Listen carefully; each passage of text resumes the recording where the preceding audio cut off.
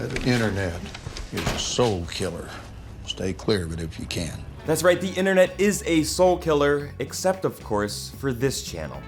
Guys, Buddy and Ryan here. Ryan Eric P on Twitter, Buddy Hutton on Twitter. Hit us up. Guys, we're gonna break down Preacher Season 2 all season long, every single episode, and please let us know if we mess up anything from the comics, any Easter eggs, any references. Here we go, let's jump into episode 1 of Season 2. Buddy Won't Stop Singing.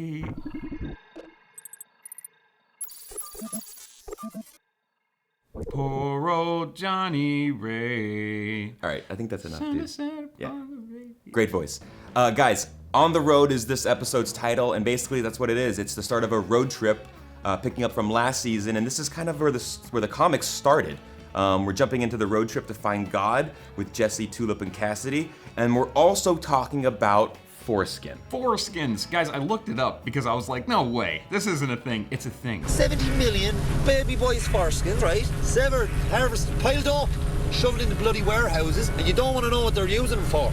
Oprah did a show about it. It's stem cells from baby foreskins. One baby foreskins is worth about $100,000 worth of fibroblast treatments. So if you guys want to go get fibroblasted from baby foreskins, you can. The more you know. The more you know.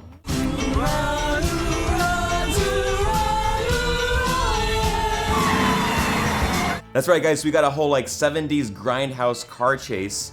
It was awesome with obviously the song that you heard Buddy sing this entire video, as well as. Speaking of songs, guys, the song that Jesse makes that cop sing, "Yellow Rose of Texas," which is an old minstrel song, which was primarily done in blackface. The fact that a black cop is singing it kind of is a reference back to some of the racist influences in the comic books, maybe, or maybe they just didn't really realize the historical references in the song. And guess what? The other cop gets it pretty bad. I mean, one has to sing, but one gets maced to the junk. So two bad things. Two bad things. All right, so that was a little awesome moment of Jesse using the voice of God, and comic book fans might kind of see that was an allusion to when Jesse made Sheriff Root.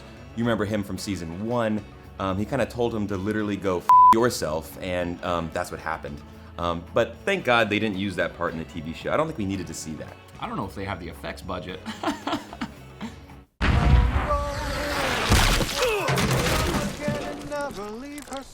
We get introduced to the Saint of Killers in action in this episode. He kind of blinks in and out of existence a little bit more, but then he does that slow, scary walk. It's awesome. Yeah, he's straight up like Terminator style, right? Just like those. First of all, those bullets sound like mortar shells from miles away, and they can cut through police cars and literally just ripping through every single cop there. They kill everyone except for our 3 favorite characters. They get away. But awesome to see the Santa Killers kind of wrecking havoc. We saw a lot of his backstory last season, and now to see him, chasing down our team Preacher is awesome to see. So the Saint of Killers, you obviously realize that loop that we get stuck in is his hell, but in the comic books, he is so full of hatred that he freezes hell when he goes, and the devil's like, dude, what is happening? And the devil is playing cards with the Angel of Death. The Angel of Death is like, this is my dude right here. So he makes him those guns out of his sword. So those guns are special. They never run out of ammo, and they shoot through anything. He has the ultimate cheat code. You can't take this guy down. God mode. And also, his bullets can kill basically anyone. Like last year we saw them shoot DeBlanc, an angel, and kill him. Hopefully, maybe he's back, but he can basically kill anyone if he shoots you. So watch the hell out. The one time they did mess this up in the comics, even Garth Ennis mentioned this, he admitted the error was when early on, I think maybe issue 3, the Santa Killers shoots Cassidy in a bar fight, and Cassidy obviously comes back to life, but he's kind of dead anyways, so I don't know, you can cheat. Comic books, you can cheat a little bit. So Tulip uses an intestine, lower or upper, I don't know, I'm not a doctor, but anyway, what I do know about intestines is there's partially digested food in there, so she uses that to siphon gas, and then Cassidy helps her get the taste out of her mouth with hot sauce and yoo-hoo. I don't know if it works, but Cassidy would. I mean, he's eaten partially, dead. If anyone knows what to drink or eat afterwards, it would be Cassidy. But Can he help her wipe her face off? I mean, the blood all around her. Like, seriously, like, help a girl out. Like, I love that there was just like from the bottles. She does not drink correctly. She puts the bottle to her face and it cleaned off her head. So the friend's first stop is Preacher Mike, who is John Custer's, Jesse's father's friend. In the comics, John Custer is not a preacher. He's actually an Army veteran. But whatever. So Preacher Mike has a girl in a cage who's dealing with an Instagram addiction, which is amazing. this is awesome, yeah. They've obviously updated from what the comic had, but I love that she's actually screaming for a phone, and you think that she wants to get like help. You're like, oh, dude, she's scared of this guy. She wants to update her Instagram, is why. Also during this sequence, we see a great Easter egg for comic book fans as well. When Jesse is talking about his childhood, we haven't really heard much about his background on his mom's side, the Liangels, but Good there's pronunciation. Is it? No, I don't think so. It's French, right?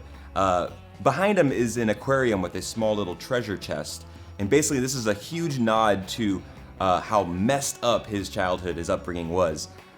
So his grandma punished the hell out of Jesse as a kid. I mean, he threw a curse word at another dude named Jody just because Jody killed his dog. It seems reasonable to, curse at someone after that. But his punishment was to go for a week inside a coffin underwater with only a couple tubes to breathe oxygen. It actually occurs in Angelville on the border of Texas and Louisiana. We know our crew is heading towards New Orleans, so maybe we'll get some flashbacks as Jesse starts driving through these parts and gets horrible flashbacks to his upbringing. Yeah, and keep in mind that they throw in Easter eggs all the time. They throw in Easter eggs in the first season in the whiskey. Ratwater is the city that the Saint shot up, so keep your eyes out, always look at everything. And if you guys find any Easter eggs that we miss, please do so. Let us know in the comments and hit us up on Twitter. Buddy loves getting tweets no matter. He's out of the cage so he can get tweets. And let us know what we've missed. I found her looking pale as a ghost, trembling. I asked her what's wrong, and she told me God himself had just been in. So Preacher Mike tells Jesse and fam about Shishi's strip club, which is a real strip club in New Orleans. And they talk to Tammy, the proprietor, who said God was there just listening to jazz music. Tammy takes a bullet. I noticed a lot of people on Reddit were like, what happened to Tammy? So if you didn't notice, there's a CCTV of a video camera behind them, and the whole time Cassidy is getting a lap dance from a stripper. He grabs the stripper. Tammy calls a bouncer. The bouncer goes into the room. They get in a kerfuffle, and then the bouncer pulls out a gun and kills Tammy. The whole time that they're bantering about whether or not to use Genesis on Tammy. It's an amazing scene because it's so many layers. Also, I called Shishi's. They don't have jazz. So they just made that up for the show. It's just a strip club in New Orleans. Who was God's girl? God didn't come for the girls, you idiot. He came for the jazz.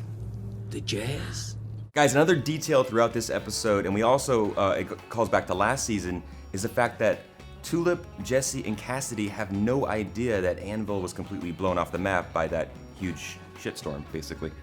They don't know any of this stuff. Last season at the end, I think it was the final episode of the season, they're in the diner and it's on the TV, but they don't get the news. It kind of plays in the background. This week, it's in the bar, and everyone else is like huddled around the TV, like a city just blew up. What the hell is going on, guys? And they still have no clue that it even happened. We're thinking that they're probably waiting till later in the season to actually reveal that, so that Jesse has to come to grips with what happened to his former home and all the people in it. Yeah, I think Jesse will be super concerned about the entire town's souls because basically they were like, oh, God's not around, so we're just gonna do all the bad things that we should do. Then they all die. Not just the two dudes that commit suicide because obviously they hated their lives and they were just waiting. Yeah. But like even Emily, like she tells her kids like nothing's gonna change, but just God is not around, so whatever. You have the guy that cheats on his wife with the hooker. Like everybody goes full sin mode, and then they all die. They're all completely condemned. and that's how the last season left us. So Jesse doesn't find out, and I think he's going to be completely crushed when he finds out. Another detail that we caught was Fior. Fior is back, actually. Remember last time we saw him, he returned from hell after giving the Saint of Killers a new gig. That's to chase down Jesse. And he's now working, it looks like, at a casino as going under the name of Ganesh. Ganesh, of course, is the Hindu god who was beheaded and then came back with the head of an elephant. And from the previews, it looks like that Fior, now going by Ganesh, is gonna probably do the same thing as a performer. Getting his head chopped off every single night and then magically reappearing because he's an angel. So not much magic, it is just, well, I guess it is magic. But Angel magic. Angel magic, yeah. But the camera kind of cut away as soon as we were gonna reveal Fior's face, but I think probably in the next episode we'll see Fior back. But DeBlanc, I don't know if he's coming back. Sorry, guys. At the end of the episode, we see Jesse outside after he and Tulip just kept Cassidy awake, doing things. Anyway, he's outside.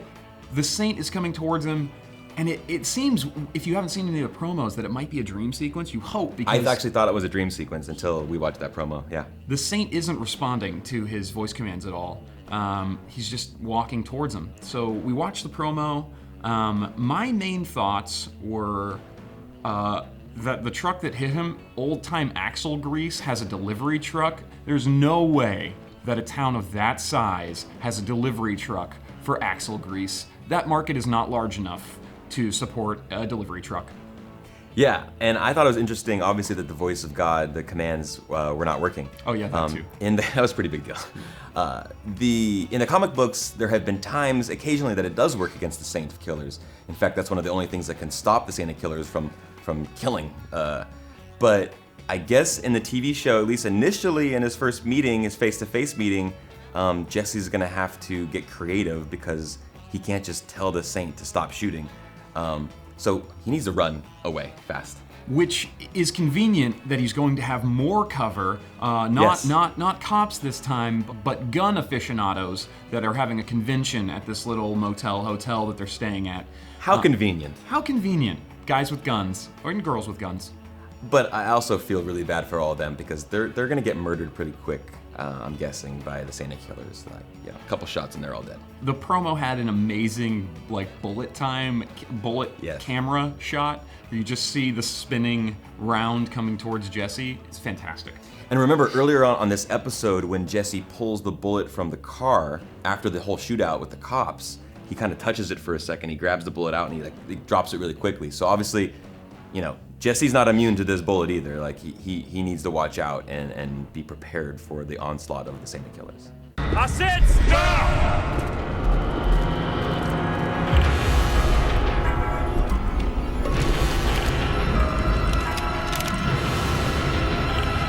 Finally, the episode ends with dedicated to Steve. This is talking about Steve Dillon, who was an artist in the comic book. Yeah, he was equally as important as Garth Ennis to creating this world that is Preacher, and fortunately, he got to see all of season 1 before he passed away, and see it come to life on the TV show. But yeah, what an amazing artist, and thankful that he got to give us this. Big ups, Steve. Guys, thank you so much for watching. I'm Buddy Hutton on Twitter, Ryan Eric P on Twitter. Let us know if we messed anything up. Let us know what we missed, guys. We are just now getting into this show. I don't think either of us watched season 1 when it was on. No, we had to binge watch. We just binge watched. And it was worth it. Totally worth it. Thanks, guys. Thanks. We love you. He doesn't. I do. No, I love you. I promise.